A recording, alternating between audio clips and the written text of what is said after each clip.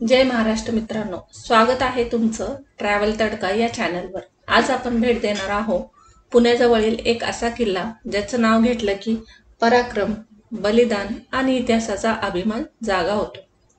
होय, मी बोलत आहे सिंहगड किल्ल्याबद्दल।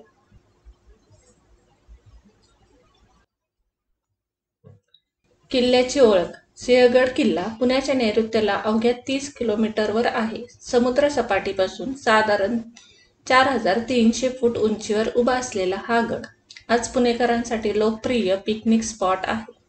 हा किल्ला आधी कोंडाणा म्हणून ओळखला जायचा, पण नंतर त्यावर झालेल्या पराक्रमानं त्याला मिळालं सिंहासारखं नाव सिंहगड।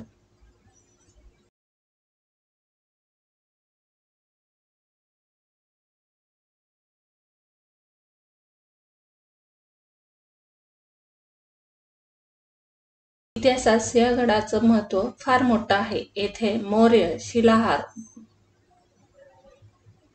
बहुमनी, आदिलशाही असे अनेक राजे सरदार आले गेले, पण या गडाला खरी कीर्ती मिळाली ती छत्रपती शिवाजी महाराजांच्या काळात।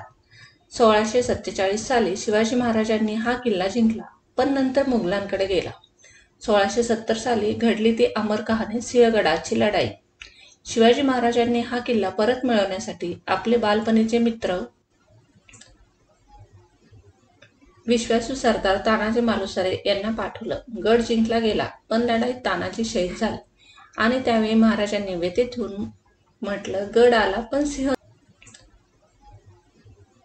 विश्वासू सरदार तानाजी मालुसरे यांना पाठवलं। गड जिंकला गेला, पण लढाईत तानाजी शहीद झाले आणि त्यावेळी महाराजांनी व्यथित होऊन म्हटलं, गड आला पण सिंह गेला। मित्रांनो, हे वाक्य आजही प्रत्येक मराठी माणसाला अंगावर शहारे आणतात। आज किल्ल्यावर गेल्यावर आपल्याला अनेक ठिकाणे पाहायला मिळतात। तानाजी मालुसरे यांची समाधी, इथे आपण नतमस्तक होतो। कल्याण दरवाजा आणि पुणे दरवाजा हे गडाचे मुख्य प्रवेशद्वार। पुणेश्वर मंदिर ऐतिहासिक व धार्मिक स्थळ, देवटाके, गंगाजळ, पाण्याचे प्राचीन स्रोत आणि गडाच्या भिंतीवरून दिसणारे पुणे शहराचे अप्रतिम दृश्य खरंच मन मोहून टाकतं। सिंहगड केवळ इतिहासापुरता नाही, तर निसर्गप्रेमी आणि ट्रेकरसाठीही खास आहे। पावसाळ्यात इथली हिरवाई, धबधबे आणि ढगांच्या रांगोळ्या पाहून जणू स्वर्गात आलोय असं वाटतं। ट्रेकिंगसाठी 2-3 मार्ग आहेत।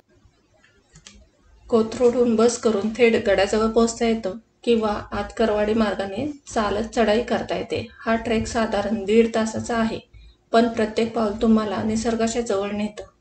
गडावर आलात की गरमागरम कांदा भजी, पिठलं, भाकरी, दही, ताक हे जेवण नाही खाल्लं तर सिंहगड सफर अपुरीच वाटते। सिंहगडावर मिळणारं घरगुती जेवण हा अनुभव प्रत्येक पर्यटकाला परत परत येथे खेचून आणतो।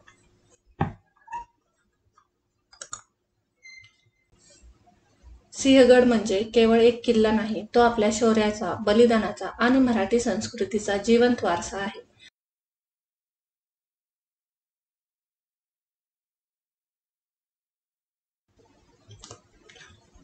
तानाजींचं बलिदान, महाराजांचा दूरदृष्टीने घेतलेला निर्णय आणि गडाची दृढता हे सगळं आजही आपल्याला प्रेरणा देतं। म्हणूनच पुढच्या वेळेस तुम्ही पुण्यात आला तर सिंहगडाची सफर जरूर करा। इथे तुम्हाला मिळेल इतिहासाची शिकवण, निसर्गाचा श्वास आणि मराठी मनाचा भिडणारा अनुभव। मित्रांनो, व्हिडिओ आवडला असेल तर नक्की लाईक, शेअर आणि सबस्क्राईब करा। तोपर्यंत भेटूयात दुसऱ्या ऐतिहासिक आणि रोमांचक प्रवासात। जय महाराष्ट्र, जय हिंद।